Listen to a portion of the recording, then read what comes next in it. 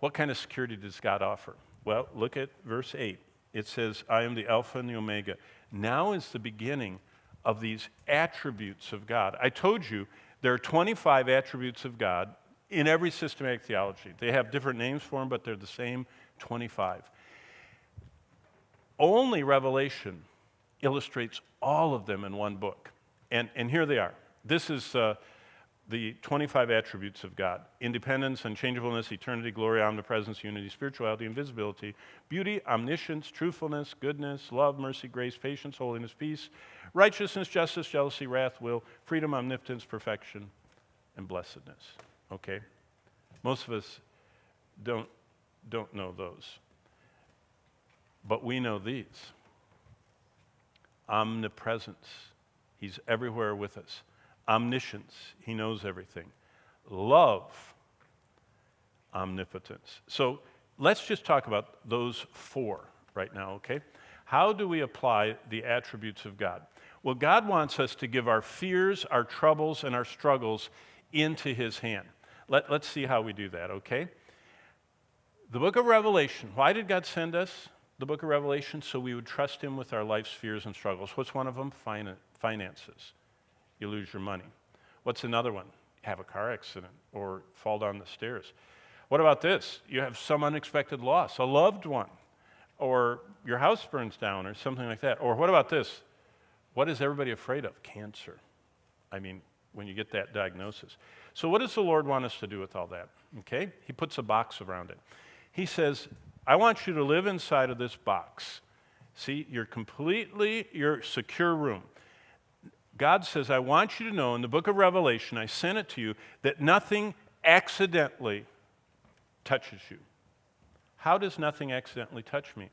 Because God is so powerful, nothing can accidentally touch me. God is everywhere, so it's never like he isn't there. He is powerful enough to stop it, plus he's with us all the time.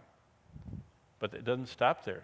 He says, I already know everything that's going to happen, okay?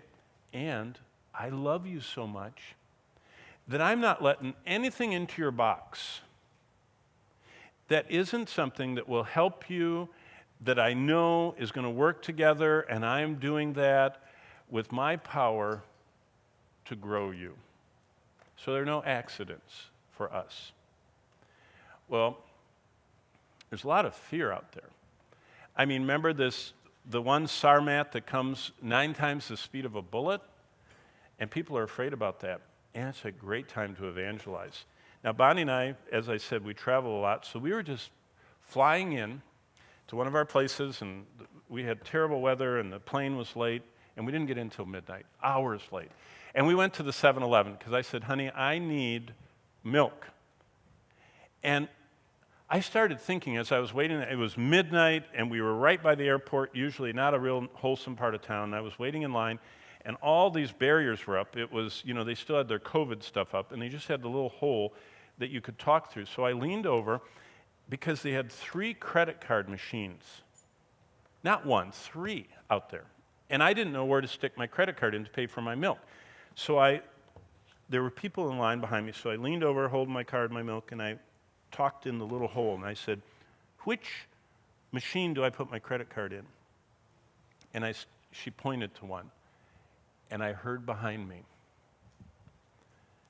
a voice. And I turned around. This man said, Dr. Barnett, I've never seen you before.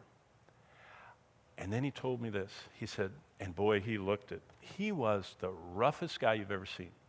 Do-rag on, dark, sun, bleached face, tattoos on every inch of his body, piercings, the big boots. I mean, amazing. This is midnight, and I'm in 7-Eleven.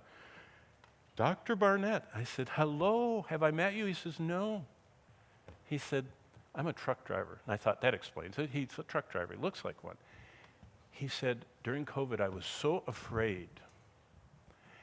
I didn't know if the world was going to end. He said that I listen to YouTube videos in my truck, but I don't watch them because you can't watch. You'll get in trouble. He said, so I listen to them. So I typed into Google, I'm afraid of the future, God, heaven, a lot of words. And he said, one of yours came up on YouTube. He said, I got saved in my truck listening to you explain the Bible. And he said, I've listened so many hours to you. He said, when you leaned over and said, which credit card machine? He said, I went, oh, I know his voice. It's the guy from YouTube. And I met a brother in Christ who came to Christ because people are scared to death, and we're supposed to share it with them.